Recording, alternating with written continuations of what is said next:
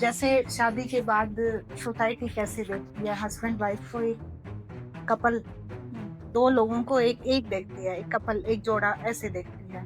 लेकिन वो अपने आप को शादी के कम से कम 4-5 सालों तक तो अलग अलग देखते हैं। कोई मुझे कहे कि ये आपकी वजह से ही हो रहा है, तो मुझे तो गुस्सा आएगा ना भाई, मैं तो इतना खुश रहने वाला पर्सन हूँ। मैं रोज शराब पीता हूँ, मैं नशे करता हूँ, मैं तो अपने आप में मस्त हूँ, मैं कुछ कह ही नहीं रहा किसी को। मुझे थेरेपी से फ़ायदा नहीं हुआ, इसलिए मैंने थेरेपी ली ही नहीं दोबारा। तो उनको सबसे मुश्किल वही लगा, एक्शन वाला पार्ट। तो वो छोड़ देते हैं कि हम तो ये सोच के गए थे, सारा काम थेरेपिस्ट ही करेगा और एक बार में हो जाएगा। उन्हें ये सारा पैटर्न समझ आ गया। अब उन्हें समझ आ गया कि करना तो आखिर में हमें ही है।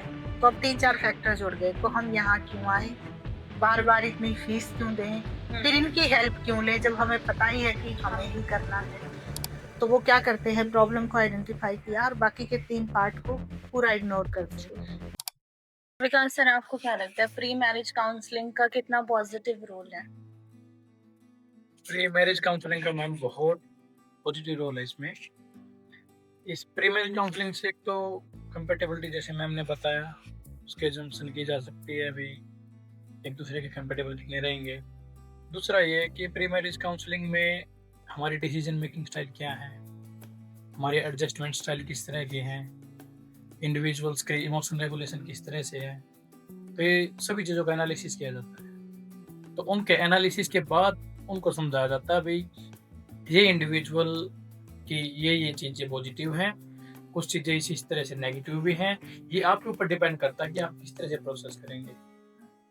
देखो मैम, दो चीज़ें परफेक्टली सेम कभी होती भी नहीं, वो एक दूसरे के साथ समझना भी होता है कि भाई इस इंडिविजुअल के साथ मेरे को लाइफ स्पेंड करनी है। तो ये तो होगा नहीं मैम कि सारी पॉजिटिविटी होंगी हर एक के अंदर, वो हमारे अंदर भी होती है, नेगेटिविटी सामने वाले के अंदर भी होती है। वो फिर प्री मैरिज काउंसलिंग में ये भी समझाया जाता है कि किस तरह से आपको एक दूसरे के साथ एडजस्ट करना है। कभी कभी जैसे मैम ने एक्सप्लेन किया, अभी पर्सनैलिटी स्टाइल ही है भाई, एक है एक्सट्रोवर्ट होगा वो एक्सप्रेसिव भी अच्छा होगा, इंट्रोवर्ट होगा वो एक्सप्रेसिव नहीं होगा। तो एक्सट्रोवर्ट की थिंकिंग पैटर्न ये भी हो सकता है कि भाई जो मेरा पार्टनर है वो मेरे लिए एक्सप्रेसिव हो, इंट्रोवर्ट का ये लगेगा कि भाई ये मेरे लिए ओवरली कर रहा है। सॉरी, मैं आपको इंटरप्ट करूंगी बीच में, इससे मुझे याद आया कि ऐसे भी केसेस हैं जो आपने सही कहा कि मान लीजिए कि फीमेल है, ज्यादातर केसेस में एक्सट्रोवर्ट होती है, मेल इंट्रोवर्ट है। तो उसने देख लिया कि मेरी वाइफ बोलती है सब कुछ यही कर लेगी, चलो तुम ही करो, और वो बैक हैंड पे रहता है, पीछे पीछे पीछे। हालांकि ऐसे कपल को काफी कुछ सुनने को मिलता है और उस लड़के को भी मिल ही जाता है, जोरू का गुलाम एंड ऑल, इस तरह की चीजें। पर वो खुश रहता है कि ठीक है, फ्रंट में यही रहेगी क्योंकि ये बोल सकती है, और वो पीछे हट जाता है तो उसकी वीकनेस भी सामने नहीं आती और बहुत सारी जिम्मेदारियों से वो बच भी जाता है। ये बेसिकली हाँ। ये भी है मैम कि देखो फ्रंट में रख रहे हैं, है तो हमारा पार्टनर ही। यस, लेकिन ये तो हाँ, दोनों की अंडरस्टैंडिंग है। टेक्निकली यस, बोला जाता है कि बेटर हाफ है वो। बेटर हाफ है। हाँ, तो वो फ्रंट में कोई भी हो, दोनों ही फ्रंट में है फिर वो दोनों तो बड़े बड़े म्यूचुअल कंसेंट से और अपनी समझदारी से तालमेल बिठा के चलते हाँ हैं। जी मैम, समाज कैसे देखता है कि मैम एक डोमिनेट कर रहा है और दूसरे को बोलने नहीं दे रहा, तो समाज उसको ऐसे देखता है। ये अलग अलग एंगल हम बात कर रहे हैं, पर ये भी सही बैलेंसिंग है दोनों की, जो हम बात कर रहे थे कि कंपेटिबिलिटी के बाद बैलेंसिंग कैसे कराएंगे। एग्जैक्टली। तो उसमें सिंपली यही है कि जहाँ आप बोल सकते हो या जहाँ बोलने का रोल है तो एक्सट्रोवर्ट को आगे ले आए, जहाँ चुप रहने का रोल है या चुप रह के काम कराना है वो काम इंट्रोवर्ट को दे दे, वो चुप रह के करा ले, क्योंकि दोनों में अलग अलग ओरिएंटेशन चाहिए। तो एक एक नहीं कर सकता, तो अपने अपने काम बांट ले, कम बोलने वाला एरिया आपका, ज्यादा बोलने वाला एरिया आपका। ये हाँ। देखो, डिसीजन भी रखना है ना, तो दोनों को एक दूसरे की अंडरस्टैंडिंग के अकॉर्डिंग रखना जरूरी है। सोसाइटी उनके बारे में क्या बोल रही है ये मैटर ज्यादा नहीं करना चाहिए। भाई सोसाइटी अपने पर्सपेक्टिव से देख रही है, हमें अपने पर्सपेक्टिव से देखना जरूरी है, क्योंकि अपने जो भी अपना हमारा पार्टनर है उसको सबसे अच्छे से तो हम ही जानते हैं। भाई मतलब इसने अगर यह बात बोली है तो इसके बिहाइंड का मोटिव क्या है। सोसाइटी वाले जो भी इंडिविजुअल होंगे वो अपने अकॉर्डिंग लेंगे। अगर हमारे लिए कोई पॉजिटिव इंसान है तो हमने जो बोला उसका पॉजिटिव ही सोच के चलेगा वो। लेकिन अगर दूसरी तरफ किसी के साथ हमारा झगड़ा हो रखा है उसको हमको नॉर्मली बात भी बोलेंगे तो भी उसके बिहाइंड का मोटिव नेगेटिव निकालने की कोशिश करेगा। यस, तो ऐसे में हम सोसाइटी की ज्यादा कंसिडरेशन नहीं रखते हुए हाँ, एक दूसरे को समझो बस, वो एक मैटर दूसरे को करता है। तभी अंडरस्टैंडिंग हो सकती है। फिर आपने बहुत सही बात बोली कि सोसाइटी को इतना कंसिडर ना करके अपनी अंडरस्टैंडिंग देखें, लेकिन यहाँ पे अगर मैं कहूँ जैसे बूंद बूंद से सागर भरता है, पर्सन पर्सन से सोसाइटी बनती है। तो एज अ सोसाइटी पर्सन, क्योंकि सोसाइटी ग्रुप ऑफ पीपल ही है, तो एक नॉर्मल इंसान की, एक नॉर्मल हेल्दी इंसान की क्या रोल हो सकती है इस चीज़ में कि लोग इतना ना ही सोचें कि सोसाइटी क्या सोचेगी, हम कैसे अपने आसपास वालों को बीइंग अ सोसाइटी पर्सन या जिस सोसाइटी को हम रिप्रेजेंट कर रहे हैं, हम अपनी तरफ से क्या माहौल क्रिएट कर सकते हैं, कैसे हम वो एक एनवायरनमेंट हर इंसान को दे सकते हैं कि वो अपने इमोशंस या अपनी जिम्मेदारियां जो भी वो कर रहा खुल के कर पाए। जी, जैसे शादी के बाद सोसाइटी कैसे देखती है हस्बैंड वाइफ को, एक कपल, दो लोगों को एक एक देखती है, एक कपल, एक जोड़ा ऐसे देखती है, लेकिन वो अपने आप को शादी के कम से कम 4-5 सालों तक तो अलग अलग देखते हैं, अपनी अपनी इमेज को बना के चलते हैं, और इसमें कई बार ब्लेम भी आ जाता है, ये इसने किया वो उसने किया। यहाँ पे वो उनकी एक हैबिट पैटर्न जो सालों से चला आ रहा है, बचपन से, शादी से पहले से, इंडिविजुअल, तो उनको ये याद रखना होगा कि अब समाज तो हमें एक देख रहा है, पति पत्नी या विवाहित, जो भी शब्द आप इसको दे, मैरिड, वो वाला परिवार भी दोनों के, उन दोनों को एक ही देख रहे हैं। तो मेरे हिसाब से तो यहाँ पर परसेप्शन को ही चेंज करना है कि हम भी अपने आप को एक देखें। मान लीजिए कि एक की बुराई कोई कर रहा है, ज्यादातर केसेस में यही होता है कि फैमिली में या कोई बाहर, आपने कहा समाज, तो समाज में कोई ये कहे जी आपकी पत्नी ने ये कर दिया, और मेल फिर आके कहे कि जी वो तो ऐसी ही है, अभी घर जाके खबर लेता हूँ। तो ये इस तरह की स्टेटमेंट का क्या असर पड़ेगा, या वो तो बेवकूफ है, या वो पागल है, या उसने ऐसे कैसे कर दिया। तो उसने जल्दी जल्दी में जो भी जवाब दिया, एक स्पॉन्टेनियस आंसर भले ही हो सकता है, अनइंटेंशनल भी हो सकता है, बट समाज ने उसको बड़ा सीरियस लिया। वो समझ गए कि ये दोनों एक नहीं है, हमने तो जरूर एज अ कपल इनको देखा है, बट ये अलग अलग हैं। तो यहाँ पर बड़ा सावधान रहना है, अपने आप को एक ही प्रेजेंट करें। जैसा मैसेज Yes. हम अपने रिलेशन के थ्रू लोगों को देंगे, जहाँ आगे बिल्कुल, चेन बनेगी। तो आपको एक को ही देना है और एक ही समाज का सैंपल है। राइट। तो अगर आप अपनी इस विचारधारा को ऐसे लेके जाते हैं, इस परसेप्शन को ऐसे बिल्ड करते हैं, तो ये पूरा अपने आप में ही चेंज, और वहीं पर जो बैलेंसिंग की आप बात करें, बड़ा इजीली हो सकता है। और शुरुआत हमेशा घर से ही होती है। अगर आपने अपने परिवार, जहाँ पर एक लड़की शादी होके आई, उस परिवार में अगर उसके हस्बैंड ने इस तरह का एक परसेप्शन अपने रिश्ते का बनाया, तो पूरा परिवार उनको उसी हिसाब से वैल्यू देगा। लड़की ने भी अपने मायके में अगर इस तरह का परसेप्शन बनाया कि उनके हस्बैंड के बारे में कुछ कहा जा रहा है, तो वो उसको अपनी इज्जत समझे, तो वहां पर वो इमेज बनेगी। इस तरह से दोनों अपनी अपनी इमेज को एक, मतलब अलग अलग ना हो कि हम एक वाला, यस, कपल। तो ये एटीट्यूड और परसेप्शन में चेंज इसको पूरी तरह से बैलेंस कर सकता है। इससे वो चीजें भी नहीं होंगी जो हमारे पर्सनल मुद्दे होते हैं। जैसे ज्यादातर लोग कहते हैं कि ये आपकी पर्सनल प्रॉब्लम, मींस बेडरूम की बात आपके ड्राइंग रूम तक ना पहुंचे, और वहां से फिर वो बाहर ना पहुंचे, क्योंकि उसके बाद तो फिर बड़े बड़े मुद्दे होते हैं, गांव में पंचायतें हो जाती हैं, कोर्ट तक केसेस पहुंच जाते हैं, क्योंकि आपने बहुत पर्सनल को बहुत पब्लिक बना दिया। तो एक छोटा सा परसेप्शन उसको वहीं पर रेगुलेट कर सकते।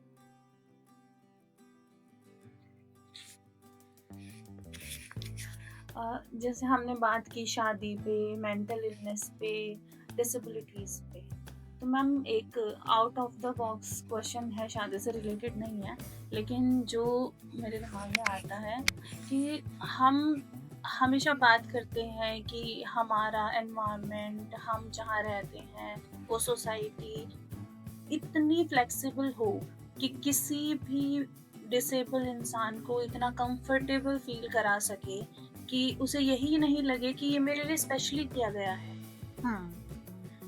ये कितनी हद तक पॉसिबल है?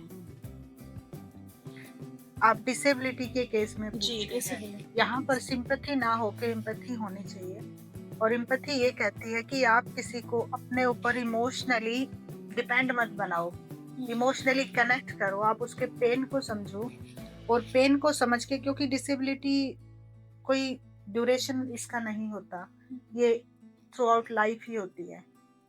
कितनी है वो हमें पता होता है मोस्ट जी। ऑफ द केसेस में।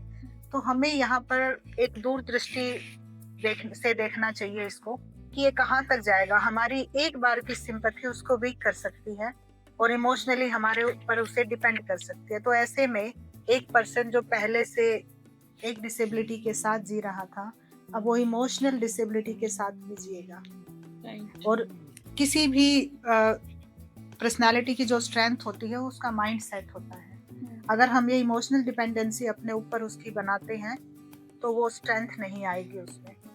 तो इसलिए इसमें सबसे बढ़िया जो रहता है वो एम्पैथेटिक रोल है, कि ये पर्सन अपनी जो भी स्ट्रेंथ है उनको निकालने में हम उनकी हेल्प करें, क्योंकि हर इंसान के अंदर ना काफी सारी ऐसी एबिलिटीज होती हैं, प्राइमरी और सेकेंडरी। उन्हें ये ना बताएं Yes. कि वो बेचारे हैं, हम उन्हें उनकी वो वीकनेसेस ना बता के उनकी स्ट्रेंथ आइडेंटिफाई करके दें कि आप ये कर सकते हो, आप अगर ये काम नहीं कर सकते तो ये काम आप बहुत बढ़िया कर सकते हो। अक्सर आपने सुना होगा, लोग बोलते हैं कि अगर भगवान एक क्षमता छीन लेते हैं तो एक सिक्स सेंस जरूर दे देते हैं। बिल्कुल। एक ऐसा बड़ा कॉमन डायलॉग है सिक्स सेंस वाला।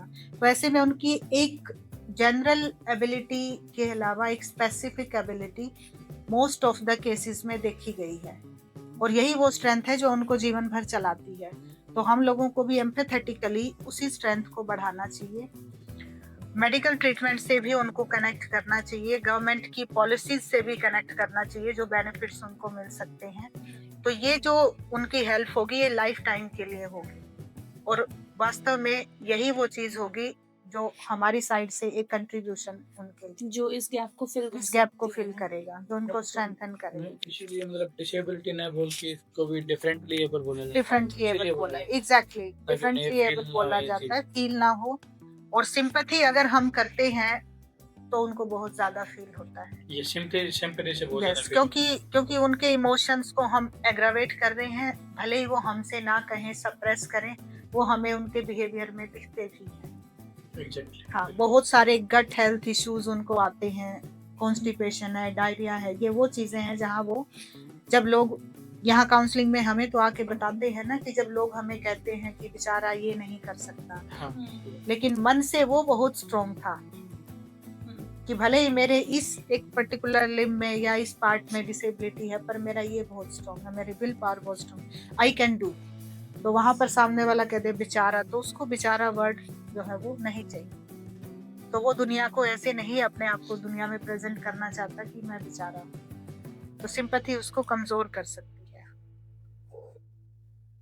इसके ऊपर तो मैं एक छोटी स्टोरी बताना चाहूंगा कि जैसे एक वो कोई कानों की परेशानी से था, सुनाई देने के इश्यूज थे उसको।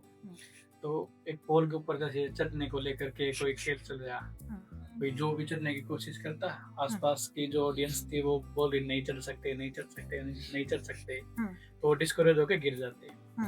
जिसको हार्ड हियरिंग की, हियरिंग में जो इश्यूज थे, जब वो बंदा आया तो उसने चढ़ना स्टार्ट किया। पीछे से लोग उसको चिल्लाते हुए तो दिखाई दे रहे थे, सुनाई नहीं, ये समझ नहीं आ रहा कि बोल क्या रहे। उसको लगे कि उसको इनकरेज कर रहे हैं, वाह वाह बहुत अच्छे से कर रहे हो, बहुत अच्छे से कर रहे हो। यस, वो उसके लिए डिपेंडेंटली एबल ही काम हुआ। Yes yes, great. उसने उसको पॉजिटिवली प्रोसेस किया Positively. और उसने कर लिया, उसको अचीव कर लिया। बहुत बढ़िया। इससे याद आया कि जब कोई हमारा क्रिटिसिज्म करता और हम उसको इग्नोर करना सीख लेते हैं, तो वही चीज हमें आगे बढ़ाती है, या हम उसे रिस्ट्रक्चर कर लेते हैं कि अच्छा भाई आप क्रिटिसाइज कर रहे हो, बढ़िया है, बताओ मुझे क्या मुझे और ठीक करना है। तो वो उसका मोटिवेशन बढ़ाता है।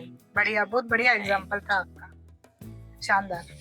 इसमें बहुत सही बात माइंडसेट की आ गई कि जब हम सुनना चाहते हैं कि तुम नहीं कर सकते तो हम सिर्फ वही सुनते हैं। yes. और जब हम सुनते हैं कि तुम ये नहीं कर सकते लेकिन तुम ये कर सकते हो, तो हम अपनी स्ट्रेंथ पे काम करते हैं। बहुत बढ़िया से। तो अब जैसे कि हमने शादी पे बात की, हमने डिसेबिलिटी पे बात की, अगर हम साइकोलॉजिकल चले तो बहुत सारे मुद्दे हैं जिन पे हम बात करते रहेंगे, शायद खत्म ही नहीं होंगे। तो एक और चीज़ है जो बहुत ही सटल है वैसे तो, कि मुझे थेरेपी से फ़ायदा नहीं हुआ। इसलिए मैंने थेरेपी ली ही नहीं दोबारा। ये जो माइंडसेट है, इसको हम कैसे चेंज करें? और अगर आप इस पे कुछ बता पाएँगे, तो बहुत सारे लोगों की हेल्प हो जाएगी, क्योंकि अक्सर हम यही करते हैं, जब हमें बुखार होता है, एक डॉक्टर की दवाई से आराम नहीं हो रहा, हम डॉक्टर चेंज कर देते हैं। लेकिन जहाँ पे मेंटल हेल्थ की बात आती है, तो हम इलाज ही बंद कर देते हैं। तो इसके लिए मैम हमें क्या करना चाहिए और कैसे साइको एजुकेशन लोगों तक पहुँचे? आप उसके बारे में। जी। जैसे लोग बीच में छोड़ देते हैं, उसके पहले का सबसे पहले तो ये जाने कि वो आए क्यों थे। हुँ, सबसे पहली बात, कुछ लोग ये सोच के आते हैं कि थेरेपी जो है वो एक ऐसी चीज है कि वन टाइम एक विजिट में ही हुँ, क्योर कर देगी, जबकि एक विजिट में हम ये आइडेंटिफाई करते हैं कि प्रॉब्लम क्या है, जी, उस प्रॉब्लम के पीछे के कारण क्या है। कारण में पैटर्न्स होते हैं जो इतने साल, जितने साल का वो इंडिविजुअल आज हमारे पास आया है, इतने साल में बने हैं और इतने साल में वो फॉर्म हो गई है, और वो बिहेवियर पैटर्न है जो बहुत मुश्किल होते हैं रिफ्रेम करने, हुँ, क्योंकि पहले अपना थॉट रिफ्रेम करो, उसके बाद अपने एक्शंस रिफ्रेम करो। तो जहां बात आती है फर्स्ट सेशन में कि अब प्रॉब्लम हमने आइडेंटिफाई कर ली, स्ट्रेटेजी हमने बना ली और अब हमने उनको पैटर्न चेंज करने के लिए कहा, तो उनको सबसे मुश्किल वही लगा, एक्शन वाला पार्ट। तो वो छोड़ देते हैं कि हम तो ये सोच के गए थे सारा काम थेरेपिस्ट ही करेगा और एक बार में हो जाएगा, जी, तो वो नहीं आते। अब कुछ लोग इसको बड़ा अच्छे से समझ जाते हैं, क्योंकि हमने इस फर्स्ट में ही ये साइको एजुकेट कर दिया कि आपका इन इन वजहों से आज बिहेवियर ऐसा है, और अगर आप इनके लिए जो भी रिकमेंडेड थेरेपीज हैं या ट्रीटमेंट है, अगर उसको आप सिस्टमेटिकली अप्लाई करोगे, टेक्निक होती है सिस्टमेटिक डिसेंसिटाइजेशन, जिसमें हम डिजायरेबल बिहेवियर को इंक्रीज करते हैं और जो बिहेवियर प्रॉब्लमेटिक है उसको डिक्रीज करते हैं। तो जब प्रॉब्लमेटिक बिहेवियर डिक्रीज होगा तो ऑटोमेटिकली दूसरा इंक्रीज होगा। हुँ, तो उसमें ही लोगों को जो ये सीबीटी है, सोच बदलने वाला है, एक्शंस में ले जाके करने वाला है, वहां पे प्रॉब्लम आती है। तो जब हम साइको एजुकेट उनको कर रहे थे, उन्हें ये सारा पैटर्न समझ आ गया। अब उन्हें समझ आ गया कि करना तो आखिर में हमें ही है। तो अब 3-4 फैक्टर जुड़ गए, तो हम यहाँ क्यों आए, बार बार इतनी फीस क्यों दें, फिर इनकी हेल्प क्यों लें जब हमें पता ही है कि हमें ही करना है। अब इसके ऊपर एक और चीज आती है कि ये सभी लोगों की सोच नहीं है। जो लोग इंटेलेक्चुअल हैं वो जानते हैं कि सभी तरह की चीजों में हम एक्सपर्ट नहीं हो सकते, तो ये एक्सपर्ट हैं, ये हमें गाइड करेंगे, और वास्तव में ये गाइडेंस है कि आपकी प्रॉब्लम ये है, सॉल्यूशन ये है, इम्प्लीमेंटेशन ये है, और कॉन्सिक्वेंस ये होंगे। तो वो क्या करते हैं, प्रॉब्लम को आइडेंटिफाई किया और बाकी के 3 पार्ट को पूरा इग्नोर करते हैं कि प्रॉब्लम हमारी, हमें पता चल गया क्या करना है, हम कर लेंगे, हुँ, इनका क्या। राइट, तो वो लोग नहीं आते, फिर वो 1-2 और ट्राई करते हैं कि चलो ये थेरेपिस्ट तो सही नहीं है, हाँ, इतना सारा बता दिया, अगर इतना ही करना तो इनका क्या फायदा। फिर वो दूसरी जगह जाते हैं, फिर तीसरी जगह जाते हैं। अब ये तो एक प्रोटोकॉल है, गाइडलाइंस है, ट्रीटमेंट तो एक स्टैंडर्ड ट्रीटमेंट होता है, वो हर जगह सेम ही मिलेगा, हुँ, तो फिर वो छोड़ देते हैं। अल्टीमेटली और अनफॉर्चुनेटली ऐसे ही लोग ठीक नहीं होते, पर जो लोग इस पूरे कॉन्सेप्ट को समझ जाते हैं वो ठीक भी होते हैं और बहुत जल्दी ठीक होते हैं। जैसे मैंने कहा, पहले वाले में साइको एजुकेशन, दूसरे में उन्होंने स्ट्रेटेजी को इम्प्लीमेंट किया और बताया कि कहाँ वो नहीं कर पाए, और तीसरे में वो उसको भी कर पाए, और चौथे से वो स्मूथली चले और इंटरमिटेंटली कनेक्टेड रहे अपने थेरेपिस्ट के साथ। जहाँ प्रॉब्लम आई वहाँ डिस्कस किया और चलते रहे, पूरे फंक्शनल हो गए। यस, इस तरह से कुछ चलता है। मैम इसमें जैसे पेशेंस लेवल भी बहुत मैटर करता है। पेशेंट में पेशेंस होना ज़रूरी है कि अगर आपको कुछ इश्यूज हुए हैं, वो ये नहीं है अभी कल ही कुछ हुआ था और आज आपको एकदम से साइकोलॉजिकल इश्यूज हुआ, वो धीरे धीरे जैसे बने हैं हाँ, तो ख़त्म भी धीरे धीरे धीरे धीरे हो। तब तक वो थोड़ा पेशेंस बनाए रखना ज़रूरी है, चीज़ों को समझना ज़रूरी है। बिल्कुल। तो जो जो जिस एंगल से प्रोसेस होकर आता है उसी के लिए थेरेपी उतनी इफेक्टिव होती है। सर जैसे आपने बोला कि पेशेंस बहुत ज़रूरी है, तो पेशेंट को पेशेंस रखना चाहिए, लेकिन वो पेशेंस नहीं रख पा रहा है इसीलिए वो पेशेंट है। तो इसमें फैमिली कैसे उसकी हेल्प कर सकती है? फैमिली का मैम ये देखो, फैमिली बहुत, अगर कोई भी साइकोलॉजिकल इश्यूज है तो फैमिली बहुत बड़ा रोल अदा करती है उसमें, उसके रिकवरी मैनेजमेंट में। जो साइको एजुकेशन है बेसिकली ये लगा सकते हैं कि जैसे अगर साइकोटिक है पेशेंट, तो उसके लिए वो तो अब फ्रॉम रियलिटी ही है, रियलिटी का उसे एहसास है ही नहीं। तो टेक्निकली देखा जाए तो साइको एजुकेशन जो थेरेपी यूज होगी वो फैमिली के लिए ही है। ये फैमिली को समझना होगा धीरे धीरे। अगर एलिजिबल है ही नहीं पेशेंट या जो भी क्लाइंट है साइकोलॉजिकल इश्यूज का, कि वो अपने आप से कुछ एक्टिविटीज को परफॉर्म कर लेगा, तो उसके फैमिली जितना इनिशिएटिव लेगी तो उतनी ही मैनेजमेंट ज़्यादा अच्छी होती जाएगी। तो फैमिली का मैं बहुत ही मेजर रोल है इसके अंदर। जैसे फैमिली वो कहती, कई बार तो ऐसा भी होता है कि पर्सन आता नहीं है, पेशेंट नहीं आता, फैमिली लेके आती। तो फैमिली कहती है, ज्यादातर एसयूडी सब्सटेंस अब्यूज और अल्कोहल अब्यूज के केस में होता है। तो क्या होता है, उसने अपना डोपामिन लेवल इतना बढ़ा लिया, डोपामिन का मतलब हैप्पी हॉर्मोन्स, हैप्पीनेस, तो वो अपने अंदर से इतना खुश है कि उसे दुख महसूस ही नहीं हो रहा। कितनी अमेजिंग सी बात है कि उसे दुख महसूस ही नहीं हो रहा। और जब मुझे दुख महसूस नहीं हो रहा तो मेरे परसेप्चुअल फील्ड में कुछ गलत हो ही नहीं रहा। और उसके ऊपर कोई मुझे कहे कि ये आपकी वजह से ही हो रहा है, तो मुझे तो गुस्सा आएगा ना। भाई मैं तो इतना खुश रहने वाला पर्सन हूँ, मैं रोज शराब पीता हूँ, मैं नशे करता हूँ, मैं तो अपने आप में मस्त हूँ, मैं कुछ कह ही नहीं रहा किसी को। भले ही वो रोज कह रहा है, लड़ रहा है, झगड़ रहा है, पैसे खराब कर रहा है, बहुत कुछ कर रहा है वो, जैसा हम देखते हैं अक्सर। लेकिन जो ब्रेन बिहेवियर केमिस्ट्री है उसमें डोपामिन का रोल ये है कि वो उसे इतना हैप्पी फील कराता है कि उसे वो महसूस ही नहीं होता। तो उसे लगता है ये तुम लोगों का सर दर्द है और तुम ही ठीक कराओ। तो वो जब आते हैं उनको लेके, तो वहां पे पेशेंट को पेशेंस नहीं रखना, क्योंकि उसके लिए तो प्रॉब्लम है ही नहीं। यहाँ फैमिली को पेशेंस रखना है कि पहले तो आप इनको ये एक्सेप्ट कराओ कि ये प्रॉब्लम है। क्योंकि उसका एक चीज आता है डिनाइल, वो हमेशा डिनाइल में रहता है, नहीं नहीं नहीं ऐसा कुछ नहीं है, मैं तो एक पैग लेता हूँ और सो जाता हूँ, बताओ मैं किसी को कुछ कह रहा हूँ। और अगर देखा जाए ना तो वो एक पैग लेने के बाद ना कुछ लोग बड़े इलेटेड मूड में होते हैं, बड़े खुश होते हैं, अलग तरह से बिहेव करते हैं। वैसे अच्छा लगता है कि चलो ठीक है, जो पर्सन इंट्रोवर्ट भी उसमें बड़े खुश होकर बात करेंगे। तो कई बार अच्छा लगता है कि चलो अच्छा है, कम से कम आज ये इंसान हंसा तो सही, आज ये अच्छे से इसने बात तो करी। हाँ। इसका और एग्जांपल है। हाँ। शादियों में जो इंडिविजुअल मतलब हेजिटेट करता है, यस, कुछ ऐसे अल्कोहल वगैरह यूज करने के बाद वो काफी शराब पी चलो का डांस करता है, नागिन डांस करते हैं लोग। बिल्कुल उसके अंदर का ओरिजिनल कैरेक्टर बाहर निकल के आता है।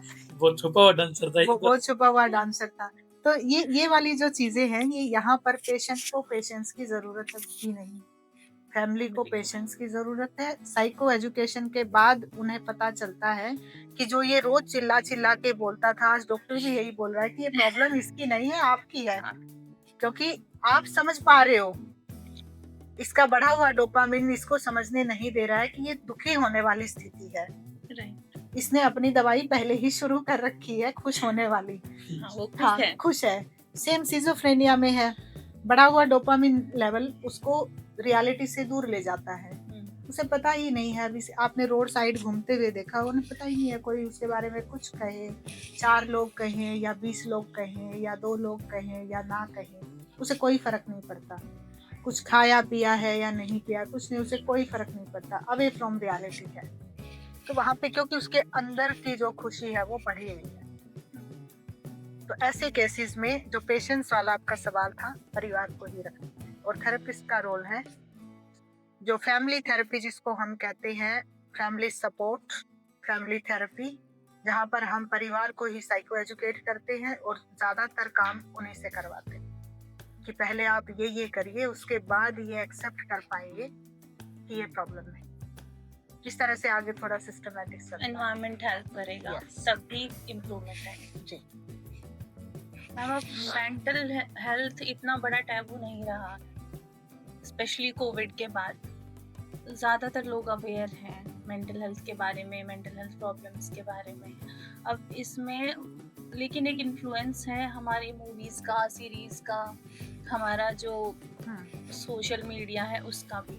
तो जो हम फिल्मों में देखते हैं, सीरीज में देखते हैं, वहाँ पे जो थेरेपिस्ट या थेरेपी का जो तरीका दिखाया गया है, बहुत बार लोग उससे इन्फ्लुएंस होते हैं और उन्हें लगता है कि बिल्कुल ऐसे ही चलती हैं चीज़ें। लेकिन जब वो आते हैं आप लोगों के पास रियल थेरेपी लेने, फिर उनके लिए एक बहुत बड़ा कल्चर शॉक कह सकते हैं हम्म, कि ऐसा तो नहीं होता था, हम्म, तो कहीं मैं गलत जगह तो नहीं। हम्म, तो और मैम उसमें दोनों तरह के दिखाए भी जाते हैं। हम्म, कुछ अच्छे थेरेपिस्ट होते हैं, कुछ बुरे थेरेपिस्ट होते हैं। जी, तो उनको एक इंसान कितना माइंडफुली देखे कि वो डिफरेंस कर पाए कि ये रियलिटी है और ये मूवी का मिर्च मसाला है। तो उस गैप को कैसे खत्म करेंगे, क्योंकि एक्सपेक्टेशंस बहुत अलग होती हैं। बिल्कुल। जैसे फिल्मों में हम देखते हैं कि सब कुछ एग्जैजरेशन में दिखाया जाता है।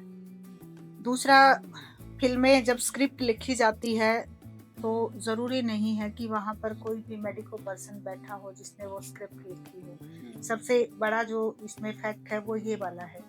तो वो जो लिखते हैं जनरल अजम्पशन और जनरल बिहेवियर बेस्ड लिखते हैं और उसी पे आगे एक्टिंग होती है और वही मैसेज पब्लिक तक पहुंचता है। पर कुछ ऐसी स्क्रिप्ट भी है जैसे आपने कहा जिसमें बड़ा सही दिखाया गया है। ऐसे भी कुछ फिल्में हैं जैसे लव यू जिंदगी एक पिक्चर है जिसमें बड़ा अच्छे से दिखाया गया है। Dear जिंदगी। हाँ, इंडिविजुअल थेरेपी को दिखाया गया है बड़े अच्छे से। बस उसमें एक चीज है जो कल्चरल कह सकते हैं आप कि जैसे इंडियन कल्चर में ये नहीं है अभी तक थेरेपीज में कि अलग अलग जगह पर ले जाके एक्सपोजर दिया जाए या अलग अलग सिनेरियो में बात की जाए।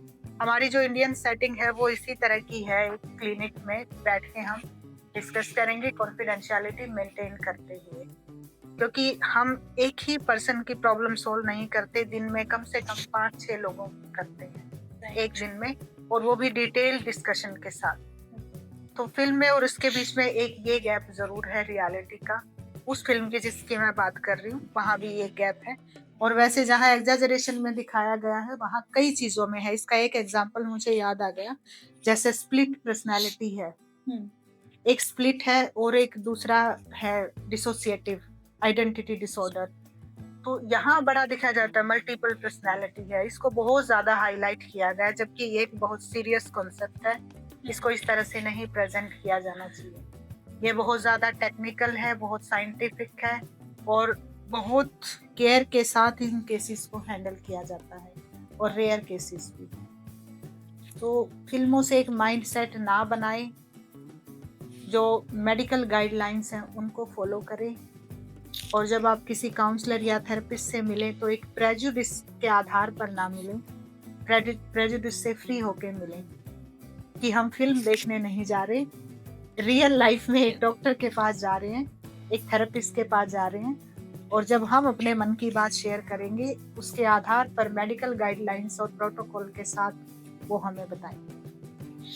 जैसे में मूवीज वगैरह में डिस्क्लेमर पे पहले दिया जाता है एग्जैक्टली, हाँ कि भाई ये काल्पनिक है ये और काल्पनिक है। दूसरा भी आपने जैसे बताया मैम कि एक दिन में मूवीज में देखोगे तो पूरी मूवी में सिर्फ एक ही क्लाइंट रहेगा, एक हाँ, थेरेपिस्ट एक ही क्लाइंट। जी, और जैसे आपने बताया भाई एक दिन में हमारे यहाँ पेशेंट्स या क्लाइंट एक से ज्यादा भी होते हैं, तो और सभी का मैम अलग अलग तरह की कंडीशंस होती हैं, अलग अलग, तो उन्हीं के अकॉर्डिंग फिर उनके साथ वो बातचीत की बिल्कुल। जाती काउंसलिंग में कितनी वेरिएशंस होती है। हैं। Exactly ma'am. अभी एक क्लाइंट आया, उसकी प्रॉब्लम अलग थी, हम एक ही काम कर रहे थे काउंसलिंग, लेकिन हमें कितनी टेक्निक्स अलग लगानी पड़ी उसके टेम्परामेंट के आधार पर, उसके फैमिली स्ट्रक्चर के आधार पर, उसके सोशल और इमोशनल सिनेरियो के आधार पर। तो उसमें बहुत सारी वेरिएशंस होती हैं। वहाँ पर सब कुछ एक ही तरह का दिखाया जाता है, काफी डिफरेंस है उसमें।